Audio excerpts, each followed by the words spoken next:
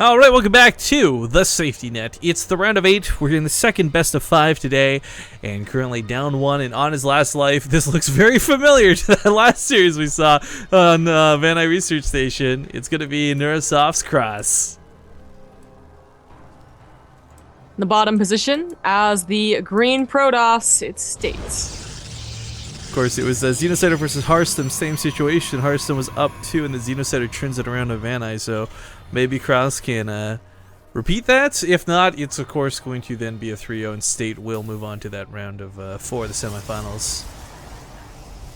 The nice thing is, though, and again to remind everybody about the prize pool breakdown for this tournament, everyone who has competed and gotten to at least this point of the game, at least this round of 8, basically anyone who's playing today has earned at least $50, which in the grand scheme of things isn't that much compared to the first place prize, but we do like to try and reward as much as we can.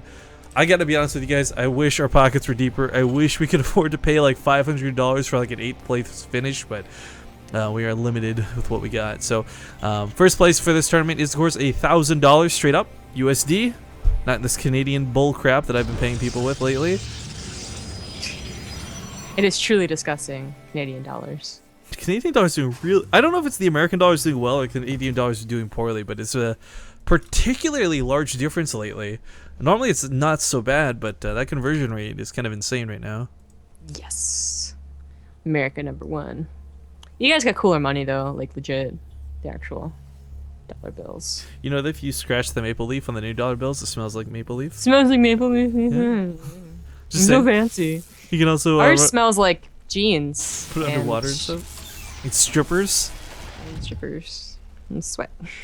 Yeah, I remember reading like one of those fact books a long time ago saying like, you know, 90% of like all $1 bills have been through a stripper at some point. And it's kind of like when I went to the States for California the first time, I was trying so hard not to do anything that would result in giving me like $1 in change because I just didn't want to touch the money. Wow. Well, I was actively ordering like an extra like can of Coke or something just so like it would be more of an even number than like $4. I'd rather have $5 or you know stuff like that. You're just so you. You're paranoid. It's not paranoid. It's one of those things where I was just like, ugh. You knock on wood all the time. I do knock on wood all the time. Because it's a good way to charm off the demons? I don't know. I don't even know what it does. No clue, but it works. It's like... Get a salt shaker next to you and like throw salt over your shoulder. I've never understood that one, actually. That's, people do that when you sneeze or something, There's a demon. There's a demon behind you. And you threw the salt in their eyes, so... But there's a green screen behind me. So is the demon in my green screen? Well, it's between you and the green screen. But there's no space. My back is like literally... It's really skinny. It's like really small, too. Well, then what am I scared of it for? It sounds weak and stupid. Right? There's like a post where it's just like... If there's a monster underneath your bed, isn't it like really small and tiny, like a baby? So it's like the real fear of responsibility. Dude, that's pretty good. I like that. Alright, well, we do have the Reaper. You know, he picked off the probe on the other side of the map, which is really nice, really comforting, because you know there's not initially pylons going down all over the place, but now Krass has got a bit of breathing room to come across the map with that Reaper and start doing that scouting. 5.5 minutes is okay for a scout, but it's really like the 6-minute, the 7-minute scout. You really want to see just what your opponent is dedicating to. Oh, for State's sake, there you go. He did see the factory go down, so he knows what he should be expecting, which of course that would have mind drop. Yeah, again, very similar to that last series in a lot of different ways. It is. It'd be really funny if he ended up winning this one too. The secret way, although Krass is our last Terran guys, so there's no more Terran hope after this. Yeah, a little bit sad. One of these days we will have a Terran win one of our tournaments. I know Krass won that one a little while ago, but I've still not been able to pay him his prize money, which is really depressing. Like, I've still got it ready to go for him. Really? Yeah. Like the bank transfer didn't work, whatever? You can't get money to Ukraine right now, like, period.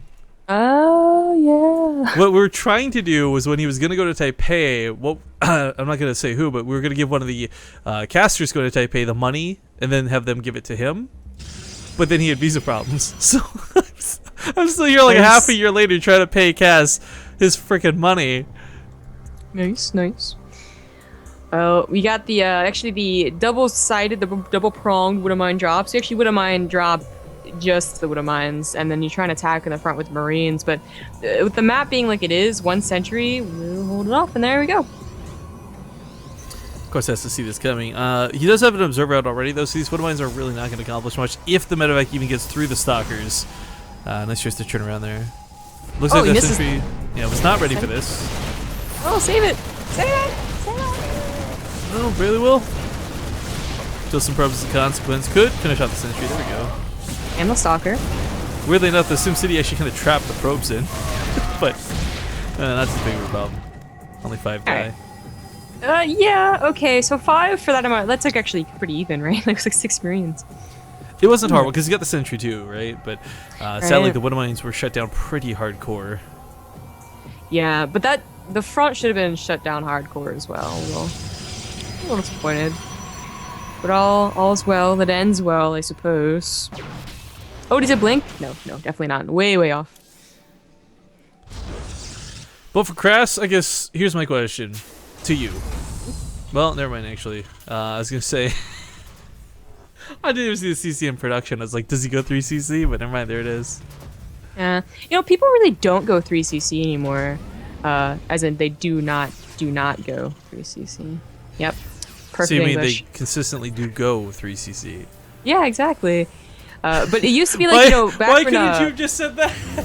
because I messed up the first time, and I didn't change it correctly.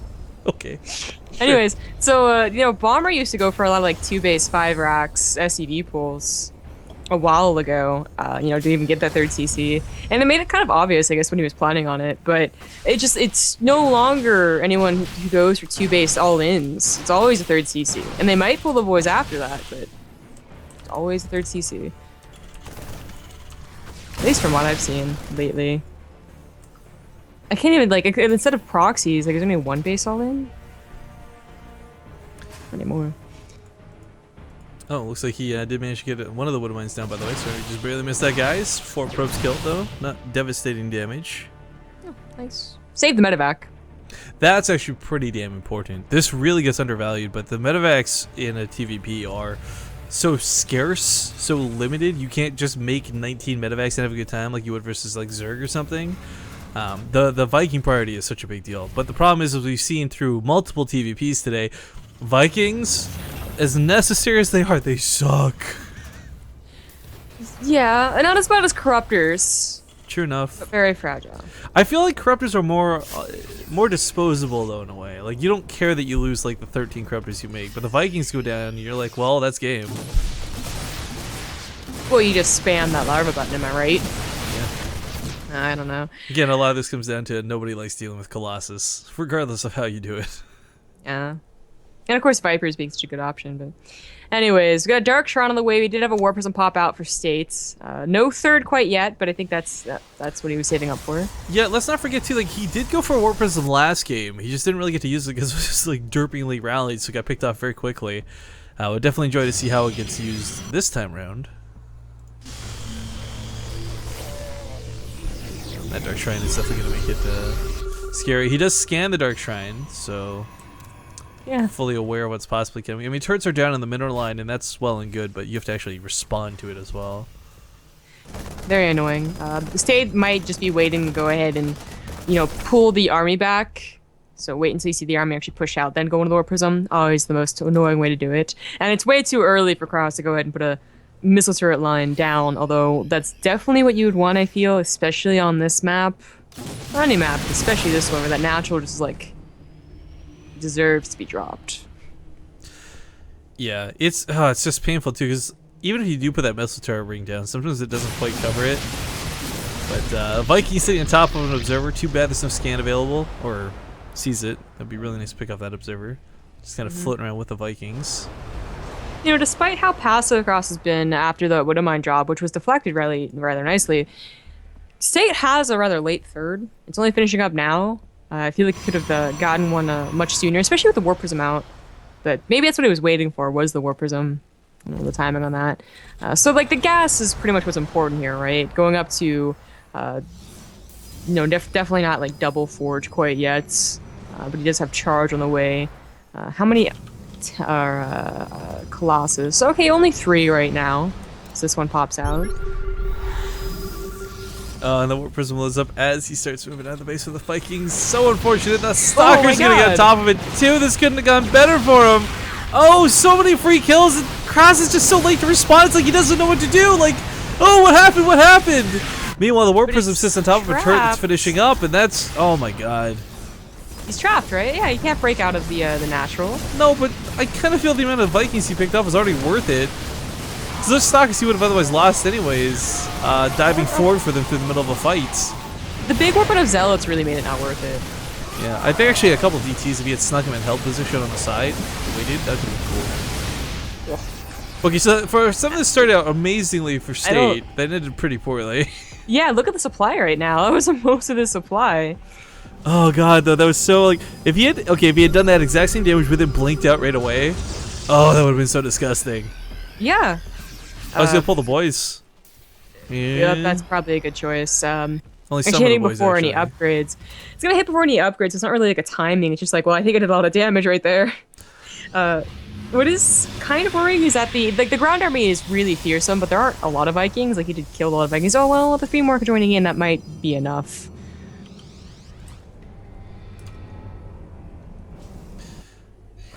The timing is, it's good, but there's not a lot of Vikings. Yeah, you lost so the many. one that's really worrying. They do target the warp. mothership down first. Well, the time warp's holding the army in place. Not that he's even trying to kite through this, but the Archon gets annihilated. Looks like the Marauders might make up for it. The Vikings fall short. There's really not that much buffer left. He just sends the Vikings in, because why bother chasing with a bio? It's free kills. He'll go for the natural base instead. The probes being pulled out. It looks like, is Van Eye just a good map for Terran and we haven't realized it? Like, what the hell? I actually wanted to bring up in the when we started to get into this game that Krass vetoed it versus all the Zergs that he played. And that he had not had luck on this map versus Zerg. But apparently it's Magic versus Protoss. Yeah, Xenocider brings it back in the series. Krass brings it back in the series. He hasn't won just yet, obviously, but he's in a really fantastic spot knocking out there. Get the Templar. Oh, why would the Templar Archives built over here? Yikes! Well, no Storm story, but that's a load off his back. One Colossus left. Yo, this is not looking good for State. Nope. They're going to go into game number 4 very shortly here. I have one lost hurrah. Oh, the EMP the sentries. Yep, that's what it is. Nice. No force field on the ramp means he can just charge right on up. Focusing the Dark Shrine might not be too bad. He scans ahead to see what's going on. There is one Dark Templar with this army, but sorry, pardon me, a couple. There's 3, but that's not going to shut him down.